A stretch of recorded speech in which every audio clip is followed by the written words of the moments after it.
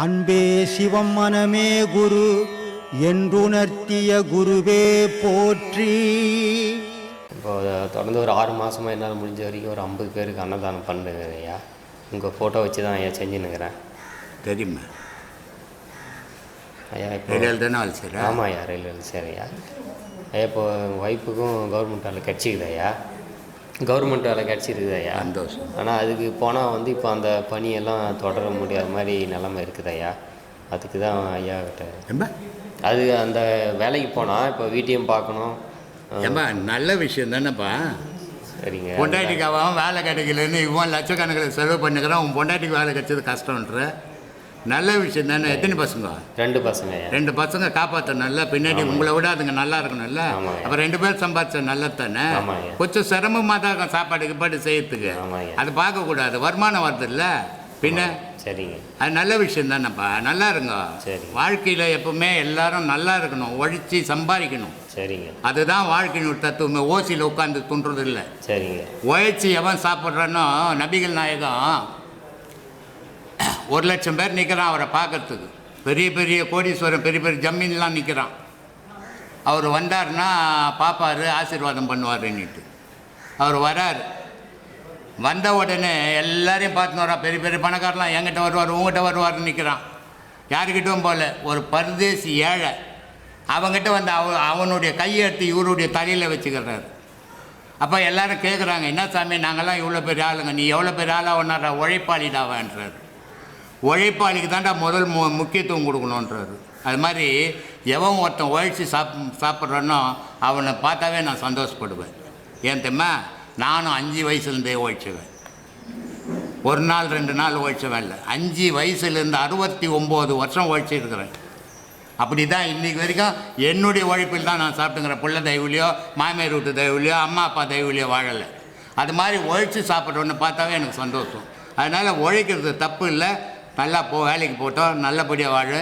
கொஞ்சம் சிரமமாக இருக்கும் குடும்பம் சாப்பாடுக்கு பாட்டு, அது போக அட்ஜஸ்ட் ஆகிடும். அதனால் ஒன்றும் பிரச்சனை, நல்லா இருக்கும். போ.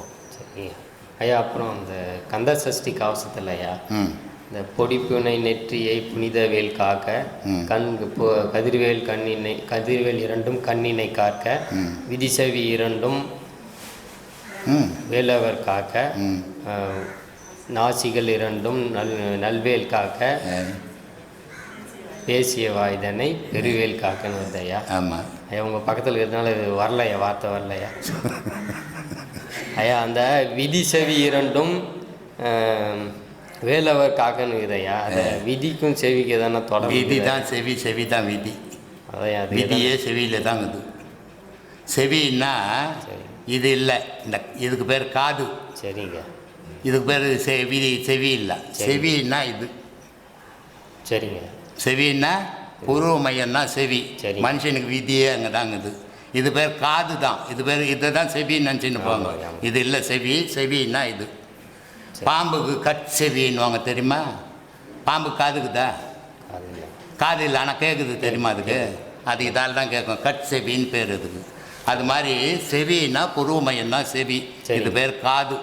சரிங்க. ஓ, நன்றிங்க. அது சிவவாக்கியர் பாடலில் வந்து சக்தி பராபரம் ஒன்றே தெய்வம் அப்படின்ற விஷயம் சொல்லியிருக்காங்க. சக்தியே பராபரம் ஒன்றே தெய்வம். புண்ணியோர்கள், அதாவது அறிந்தவர்கள் புண்ணியோர்கள், பூதலத்தில் யாரும் இருக்க மாட்டார், மனதில் பூமியில் விடமாட்டார் அப்படின்ற ஒரு இது இருக்கு. நம்ம இதை வந்து எத்தனை விதமாக சொன்னாலும் அவங்களோட கருத்து அது என்ன அப்படின்னு சொன்னால், இருக்கிறது ஒரே ஒரு தெய்வம் தான். எனக்கு அம்மனோட வடிவம் தான் பிடிச்சிக்குது, நான் கும்பிட்றேன். சரி, அம்மனோட வடிவம் தான் உண்மை நினச்சி கும்பிட்ற. நீ யாரை கும்பிட போகிறேன்னா, வடிவம் தானே அம்மனோட வடிவம், உள்ள சிவன் உக்காந்துக்கிறான். சரி, எனக்கு சிவன் தான் பிடிக்கும், சிவன் தான் பிடிக்கும்னு நான் சிவத்தை வணங்குறேன். இந்த சிவன்ற வடிவத்துக்குள்ள சக்தி உக்காந்துக்கிறா. ஒன்றை விட்டு ஒன்று பிரியல. இதை புரிஞ்சவன் சித்தனாவும் புத்தனாவும் மாறுவான். இதை புரியாதவன் இந்த உருவத்தை காட்டி சண்டை போட்டு உட்காந்துருப்பான். இது வேற வேற பொருள் இல்லை. வேற வேற பொருளாக இருந்தால் உனக்குள்ள அது வேற வேற மாதிரியாக போயிட்டு இருக்கும். ஒன்று கூட போய் சேர்த்துட்டேன்னு சொன்னால், திருமூலர் ஒரு இடத்துல பாடலில் சொல்லுவார், சக்தி தான் பெருசுன்னு நீ பாடம் பண்ணுற, நீ தவம் பண்ணுற அப்படின்னா வெறும் சக்தியோட அருள் வராது உனக்கு. நீ சக்தியை வழங்கினா அதோட முடிவு எங்கே போய் சேரும்னா சிவத்துக்கிட்ட உன்னை காட்டி கொடுக்கும். சிவன் தான் தெய்வம்னு போய் நீ சிவத்தை போய் வணங்கினா அந்த சிவம் சக்தியை காட்டி கொடுக்கும். ஏன்னா ஒன்றில் ஒன்று மறைஞ்சு வாழுது. இது எப்பவுமே ஒரு பொருள் உண்மையாக இருக்க வாய்ப்பே கிடையாது. யார் சொல்றது? திருமூலர் சொல்றாரு. அப்போ இந்த பாடலோட விளைவு என்ன சொல்றது? இந்த பாடலோட அர்த்தம் என்னன்னு சொன்னா, ரெண்டும் வேற வேற பொருளை, சக்தியே பராபரமே ஒன்றே தெய்வம். நீ எந்த பேர் சொன்னாலும் ஒரே பொருள் தான். அந்த பொருள் பேர் என்னது? பராபரமே. பராபரம் தான் இப்படி பல பல வடிவமா எடுத்து வந்திருக்குது. அது தெய்வத்தோட வடிவம் மட்டும் இல்லை, நீயும் நானும் கூட பராபரத்தோட வேற ஒரு வடிவம். இந்த வேற ஒரு வடிவமாக இல்லாமல் போயிருந்தா இந்த ஊன் உடம்பு தெய்வத்தை உணரக்கூடிய தேவையில்லாத போயிருக்கும்.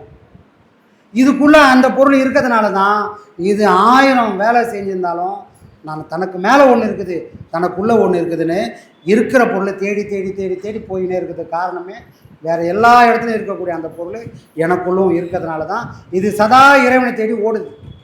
சரியா? அந்த பொருள் இல்லைன்னா இது இறைவனை தேடக்கூடிய வேலையும் இல்லை. அப்போ அவங்க என்ன சொல்ல வராங்க? நீ எந்த வடிவத்தில் கும்பிட்டாலும் எல்லாம் ஒன்று தான். இதை புரியாமல் நீ கும்பிட்டா பயன் இல்லை, புரிஞ்சுட்டா எந்த தவறுக்கும் வேலை இல்லை. புண்ணியோர்கள்னே சொல்கிறாங்க சாமி. அதுதான் புண்ணியோர்கள். என்ன புண்ணியோர்கள்ன்றதே இதை அறிஞ்சவங்க தான் வந்து புண்ணியோர்கள். இப்போ புண்ணியோர்கள்னா இந்த இது அறிஞ்சவங்க தான் வந்து புண்ணியோர்கள். எந்தெந்த வடிவத்தை கும்பிட்டாலும் ஒரு பொருள் தானே யாருக்கு உரைக்குதோ அவங்கெல்லாம் புண்ணியம் செஞ்சவங்க. இப்போ குருன்றாங்க, அந்த குரு போகிறேன், இந்த குருவை பார்க்குறேன், ஊரில் இருக்கிற 1008 குருவெல்லாம் நான் போய் வணங்குறேன், இந்த சமாதிக்கு போனேன் அந்த சமாதிக்கு போனேன்லாம் சொல்கிறாங்க. ஆனால் உண்மையாக இருந்தால் இப்போ நீ சொன்ன மாதிரி தான் புண்ணியோர்கள் எந்த குருவை வணங்கினாங்கன்னா ஊரில் இருக்கிற குருவெல்லாம் வணங்க மாட்டாங்க. தனக்குன்னு ஒரு குரு இருப்பாங்க பாரு. இந்த ஒரு குருவை பிடிச்சிட்டா இவ்வளோ காலமாக எவ்வளோ குருமார்கள் இருந்தாங்களோ இந்த ஒரு உருவத்திலே அவங்க எல்லாரும் வந்து ஆசீர்வாதம் பண்ணுவாங்க. ஆனால் இந்த ஒரு குருவை மறந்து ஊரில் இருக்கிற 1000 குருவை 1000 வடிவத்தெல்லாம் போய் தேடினேன்னா இந்த குருவோட கருணை யாருக்கும் கிடைக்க வாய்ப்பே இல்லை. அப்போ புண்ணியம் செஞ்சவங்க எப்படி இருப்பாங்க? எனக்கு கிடைச்ச குரு தான் இந்த உலகத்தில் இருக்கிற எல்லா குருவுக்கும் சாட்சி. உண்மையை புரிஞ்சவங்க அவங்க தான் புண்ணியவங்க. இப்போ நாமெல்லாம் புண்ணியவானுங்க. இந்த குருவை தவிர இந்த உலகத்தில் வேற குருவே இல்லைன்னு தெளிவாக நிற்கிறோம். அப்போ புண்ணியம் செஞ்சதான் அந்த அறிவு வந்துடும். அதை தான் அங்கே சொல்ல வர்றாரு. சரிங்க சார். அடுத்து வந்து சாமி, பக்தியினால் மனமடங்கி நிலையில் நிற்பார், பாழியிலே மனத்தை விட மாட்டார் பரமான் ஞானி. என்ன சொல்ல வர்றாரு? பக்தியினால் மனம் அடங்கி நிலையில் நிற்பார். மனம் அடங்கிறதுக்கு பக்தி வேணும். ஆடு காட்டி வேங்கையை அகப்படுத்துமாறு போல் உன்னை காட்டி தான் ஒரு பொருளை நீ வசப்படுத்த முடியும். அப்போது இறைவன் பிரம்மாண்டமாக இருக்கிறான், அவன் நமக்கு அறிவு கெட்டாதவன், கற்பனை கெட்டாதவன் சொன்னால் யாராவது போக முடியுமா? யாராவது அந்த பாடலில் வர்றதுக்கு தைரியப்படுவாங்களா? ஒன்றும் இல்லை.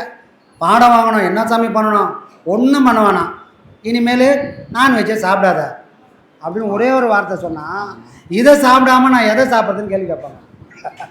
இதை சாப்பிடாம எப்படி உயிர் வாழுது? இந்த உடலுக்கு பலம் எங்கேருந்து வரும் அப்படின்னு கேட்கக்கூடிய அறியாமையில் இருக்கிறாங்க. பாடம் வாங்காத வரைக்கும் நமக்கு இருக்கக்கூடிய ஒரே எதிரி நம்ம சாப்பாடு தான். உணவு முறை தான், ஒரே முறை தான். இந்த உணவு முறை மட்டும்தான் நமக்கு முன்னாடி இருக்கிற ஒரே எதிரி. வேறு எதிரிலாம் யாரும் கணக்கு தெரியாது. ஒரே கவலை அது, சாமி முட்டையாவது எடுத்துக்கலாமா? இப்போல்லாம் சொல்லிட்டாங்க முட்டைலாம் செடியிலேருந்து தான் வருது, எந்த முட்டையும் கோயில் போகிறதில்ல, அதனால் அது கூட சைவம் தான் சொல்லிட்டாங்க. 2 முட்டை 3 முட்டைலாம் எடுத்துக்கலாமா? சாமி உங்களை சொல்லலை, எடுத்துக்கலாமான்னு கேட்குறாங்க. காரணம் என்ன? அறியாமல். அப்போ நமக்கு எதிரியாக யாரை நினச்சிக்கிறேன்னா இந்த உணவை நினச்சிக்கிறோம். ஆனால் உண்மையிலேயே பாடம் வாங்கினதுக்கு அப்புறம் தான் தெரியும் நம்மளுடைய உண்மையான எதிரியே நம்ம மனம்தான். இது தெரியாமல் எனக்கு எதிரி யாரும் நினச்சிருந்தேன், பொண்டாட்டியை நினச்சிருந்தேன், புள்ளியை நினச்சிருந்தேன். சாமி இவங்க கூட நான் உறவாக இருக்கலாமா? ஒரு குறையும் இல்லை. நான் இதெல்லாம் சாப்பிட்லாமான்னா எந்த தவறும் இல்லை. ஒன்றே ஒன்று செஞ்சுடு, நான்வெஜ்ஜே சாப்பிடாது. ஏன் சாமி இதெல்லாம் சாப்பிடக்கூடாது? ஏன் சாப்பிடக்கூடாது? சாப்பிட்டா என்ன தவறுன்னா இந்த பாடத்தோட நோக்கம் என்ன?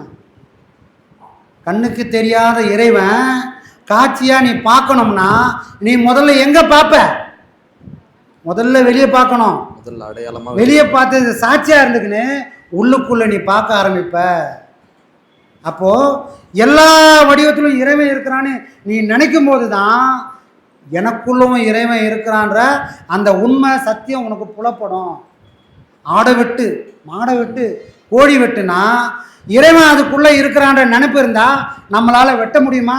முடியாது. இறைவன் அங்கே இல்லைன்றதுனால தானே நம்ம வெட்டுறோம். இறைவன் இல்லாத ஒரு பொருள் இங்கே உற்பத்தி ஆகுமா? உயிரோட தத்துவம் என்ன? ஒரு விதையிலிருந்து முளைச்சி மரம் வருதுன்னா உயிர்ன்ற ஒரு பொருள் இல்லாமல் வருமா? அப்போ உயிர்னா எது? உயிர்னா இறைவன் தானே. உயிரினால இறைவன். அப்போ ஒன்று நடக்குது, பேசுது, உன் கூட உறவாடுது அப்படின்னா அது உயிர் இல்லாத பொருள் உன் கூட உறவாடுமா? இன்னைக்கு கண்டுபிடிச்சிக்கிறான் சாமி, மரத்தை போய் நீ கட்டிப்பிடி, அது உன்கிட்ட பேசும் அப்படின்றான். மரம் பேசுது அப்படின்னா என்ன அர்த்தம்? மரத்துக்கும் உயிர் உண்டு. மரத்துக்கும் உயிர் இருக்குதுன்னா அந்த மரத்திலும் இறைவன் இருக்கிறான். அதனால தான் பெரியவங்களாம் சொல்லுவாங்க, ஒரு மூலிகை எடுக்கணும், உனக்கு அது உயிரை கொடுக்க போகுதுன்னா முதல்ல அதுக்கு முன்னாடி போய் நீ மண்டிடு, அதுக்கு முன்னாடி போய் நீ வேண்டிக்கோ. அதை மஞ்சள் தண்ணியால் முதல்ல தெளித்து அதை ஒரு தேவதாரு நீ முதல்ல வணங்கு, அப்புறம்தான் நீ அதில் கை வைக்கணும் அப்படின்வாங்க. உயிர் இல்லாத ஒரு பொருள்கிட்ட நீ உறவாட முடியுமா? அப்போ மரத்து கூட உறவாடுறேன், செடி கூட உறவாடுறேன்னா மற்ற எல்லாத்துக்கும் உயிர் இருக்குது, அதில் இறைவன் இல்லாமல் இருப்பானா? அப்போ எனக்குள்ளே இறைவன் பார்க்கணுன்னா நான் எப்படி இருக்கணும்? முதல்ல எல்லாத்துலேயும் இறைவன் இருக்கிறான். எல்லாத்துலையும் இறைவன் இருக்குன்னா என்னால் நான்வெஜ் சாப்பிட முடியுமா?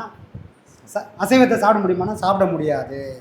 அப்போ முதல்ல நாம் பலி கொடுக்க வேண்டியது, நாம் அசைவ பிரியராக இருந்தால் இனிமேல் அசைவமே சாப்பிட மாட்டேன்னு முதல்ல வைராகத்தில் இருக்கணும். அந்த வைராகம் அதனால் இந்த உடலில் பலம் போயிடுமா அப்படின்னா எந்த பலமும் போகாது.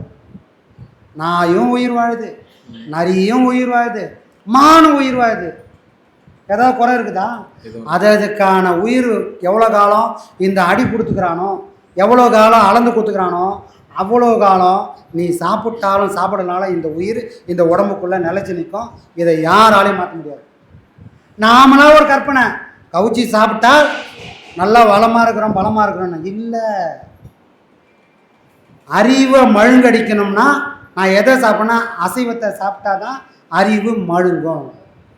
ஒரு பணத்து கூட போகிறோம், சுடுகாடு வரைக்கும் போகிறோம், போகும்போதே ஒரே யோசனை, இந்த மனுஷன் எவ்வளோ அழகாக வந்தான், எவ்வளோ சந்தோஷமாக இருந்தான், எவ்வளோ பெரிய மனுஷன், இந்த உலகமே அந்த ஆளை தலையில் தூக்கி வச்சு கொண்டாடிச்சே, இன்றைக்கி 4 பேர் தூக்கி போய் போகிறானே, இது வரைக்கும் அவன் சேர்த்து வச்சு எதுவுமே அவனை காப்பாற்றலையே, அப்போ ஒருவேளை நமக்கும் நாளைக்கு இந்த நிலைமை தானோ அப்படின்னு ஒரு பணத்தோடு போகக்கூடிய இந்த மனுஷனுக்கு ஒரு ஞானம் வரும். ஆனால் இந்த ஞானம் உண்மையான ஞானம் இல்லை, பொய்யான ஞானம். அப்போ இந்த பொய்யான ஞானத்தை நிலச்சி நின்னா தப்பு தப்பாக நடக்கும்னு என்ன பண்ணுறான், முதல்ல அந்த காரியத்தை முடிச்சுட்டு கவுச்சி கலக்கிறான். வந்த ஞானம், வந்த அந்த திமிரு தைரியம் எல்லாம் கவுச்சி சாப்பிட்ட உடனே உடலில் ஒரு சக்தி வந்த உடனே அடப்போடா அவன் போதாத காலம் போயிட்டான், உணத்தை தூக்கின்னு போன்னு வந்த ஞானம் அசைவத்தை சாப்பிட்ட உடனே மீசை முறுக்குது, உடல் முறுக்குது, எனக்கெல்லாம் அவ்வளோ சீக்கிரம்லாம் வராது, பார்த்துடலாம் ஒரு கை, அவனா நானா யார் எமங்கிட்டே மல்லு கட்ட வைக்கும். இந்த தைரியத்தை யார் கொடுக்கறது? அசைவம் கொடுக்கும். அப்போ தவறுகள் நிறைய நடக்கும். இந்த ஒரு காரணத்துக்காக தான் அசைவத்தை நீ விட்டுடுப்பா, சைவமாக இருந்துக்கோ அப்படின்னு சொல்லிக்கிறாங்க சாமி. வேற எதுக்கும் இல்லை. சரிங்க சார், அவ்வளோதான் சார். சந்தோஷம் சந்தோஷம்.